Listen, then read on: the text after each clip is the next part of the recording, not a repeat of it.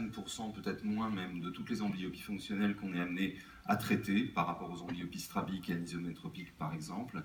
Elle est difficile à traiter et son traitement est spécialisé. Elle est tellement difficile à traiter que bon nombre d'entre nous pensent encore qu'elle n'est même pas possible à traiter, et je vais essayer de vous montrer que ce n'est pas le cas, puisque au prix de règles strictes, en fait, des résultats excellents peuvent être obtenus.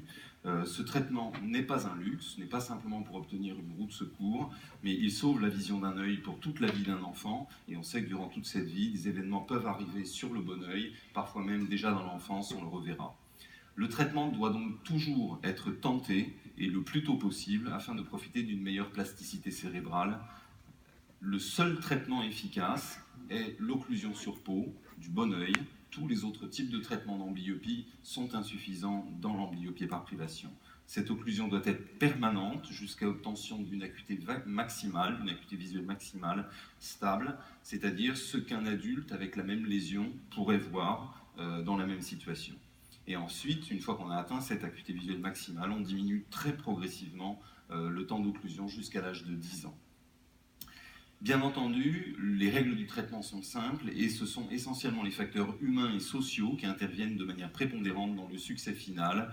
Et notamment, il faut une organisation absolument sans faille du traitement et de la surveillance. Donc il doit y avoir une interrelation entre les gens qui décident et qui gèrent le traitement et les gens qui le surveillent. Et il faut qu'il y ait une conviction des soignants sur toute la chaîne de ceux qui s'occupent de l'enfant durant le traitement. Nous allons prendre comme exemple premier celui de la cataracte unilatérale de l'enfant, qui est réellement le cas d'école du traitement de l'amblyopie par privation. Et devant les succès qu'on a pu obtenir, des règles utilisées dans ce type de traitement ont été transposées pour à peu près tous les types d'amblyopie par privation. Donc pour le cas d'une cataracte unilatérale opérée très tôt dans la vie, puisque les recommandations c'est 1 à 2 mois, on débute par une occlusion du bon œil, qui n'est pas une occlusion permanente parce qu'il faut laisser le bon œil se développer aussi. Donc les règles actuellement reconnues sont de mettre 1 heure d'occlusion par mois d'âge et par jour, donc à 2 mois, 2 heures par jour, à 3 mois, 3 heures par jour. On augmente progressivement jusqu'à 10 heures par jour de cache. Si le traitement est débuté après l'âge de 1 an, on peut débuter par une occlusion permanente. Ensuite, on laisse donc cette occlusion d'au moins 10 heures par jour, en général pendant les premières années de vie jusqu'à 5 à 6 ans. Par la suite, on diminue d'1 heure par jour tous les 6 mois, si le résultat reste stable, bien entendu, jusqu'à l'âge de 10 ans, où on propose l'arrêt de l'occlusion, mais pas l'arrêt de la surveillance, puisqu'il existe des récidives un peu tardives, et on peut être amené à poursuivre un peu le traitement. Donc on recommande une surveillance visuelle jusqu'à l'âge de 15 ans. Voici par exemple le graphe de l'évolution visuelle d'un enfant opéré à 6 semaines de cataracte unilatérale. Vous voyez qu'il y a des aléas durant tout le traitement, mais qu'à la fin, l'enfant termine avec une acuité visuelle de 8 dixièmes sur l'œil opéré contre 10 dixièmes sur le bon œil. C'était le cas d'une opacité qui nécessitait une intervention, mais il nous arrive de découvrir des amblyopies profondes avec des opacités qui sont partielles, non obturantes, et bien dans ces cas, même si c'est découvert relativement tardivement, il faut toujours tenter un traitement médical avant de proposer une intervention. Et dans ce cas de cataracte partielle avec une amblyopie très profonde découverte à l'âge de 2 ans, il s'agit d'une cataracte non obturante puisqu'on peut parfaitement voir le fond d'œil en ophtalmoscopie indirecte.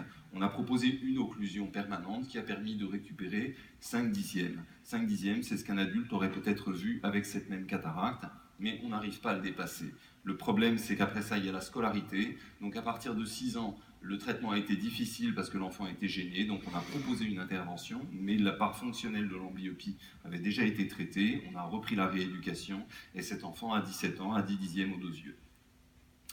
Et ce ne sont pas des cas isolés, puisque par exemple sur une série de 69 cas opérés avant 1 an, l'acuité visuelle moyenne finale est de 5 dixièmes, et 73 cas opérés après l'âge de 1 an, l'acuité visuelle moyenne est de 7 dixièmes.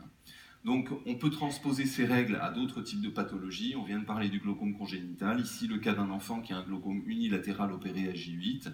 Il a une stricornienne, une myopie unilatérale. On lui propose l'équipement optique, de l'anisométropie très tôt, une occlusion dès l'âge de 3 mois. Et en suivant les règles de traitement que je vous ai dites, cet enfant a 10 dixièmes au bon œil, mais il a 7 dixièmes sur l'œil qui a été opéré de glaucome congénital. Cela peut s'adapter aussi à des lésions qui ne sont pas accessibles à un traitement, comme des lésions du pôle postérieur. Et si une lésion n'englobe pas de manière certaine la macula, il faut tenter le traitement. C'est vrai que maintenant, la présence d'OCT et la possibilité de voir assez précocement en fait si une lésion englobe la macula ou non va nous aider probablement, mais devant une lésion où ophtalmoscopiquement on n'est pas certain que la macula est incluse, il faut tenter le traitement. Cet enfant a une occlusion prolongée, il a récupéré 6/10 de vision sur cet œil, ce qui était totalement inespéré quand on regarde le type de lésion.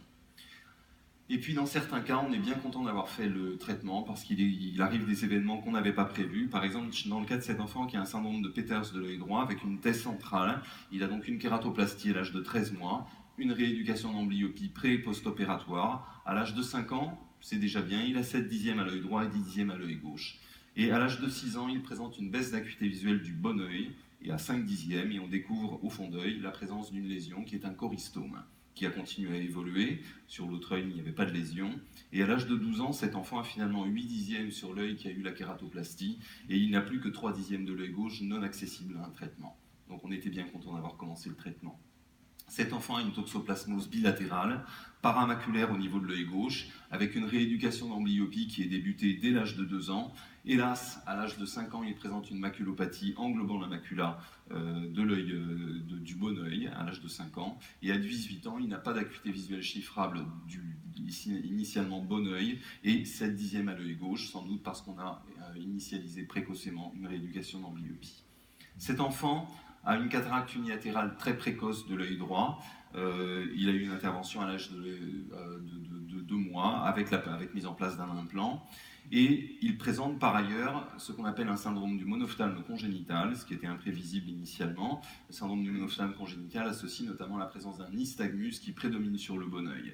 Et nous avons réalisé, outre l'intervention, une rééducation avec une occlusion cette fois-ci alternée, parce qu'en fait, à l'âge de 13 ans, c'est le bon œil, entre guillemets, qui a la moins bonne acuité visuelle à cause du nystagmus, à 2/10, alors que l'œil opéré de cataracte, à l'âge de 2 mois, à 9/10. Donc en conclusion, si les traitements ophtalmopédiatriques ont réellement eu d'énormes progrès depuis quelques années, ils ne sont rien sans le traitement visuel qui doit être la prolongation. Et c'est sans doute ce traitement conjoint médico-chirurgical et visuel qui fait toute la spécificité et sans doute la beauté de l'ophtalmopédiatrie. Le traitement doit toujours être tenté, les résultats sont réellement imprévisibles et peuvent être excellents. Tous les ophtalmologistes et orthoptistes ont leur place, bien entendu, et une place énorme dans le traitement, mais c'est un traitement qui est spécialisé et complexe et qui doit reposer sur l'avis de centres spécialisés qui doivent guider, initier et suivre de point en point l'évolution durant toute la période sensible.